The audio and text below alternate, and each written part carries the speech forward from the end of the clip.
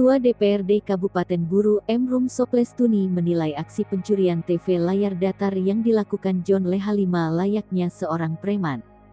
Pasalnya, aksi pencurian yang dilakukan John Lehalima sama sekali tidak mencerminkan karakter seorang anggota DPRD.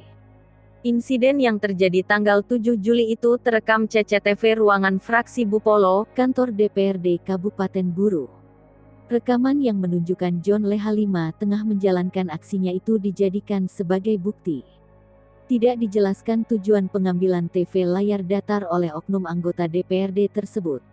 Saat ini TV tersebut sudah dikembalikan dan sudah dipasang di ruang fraksi Bupolo.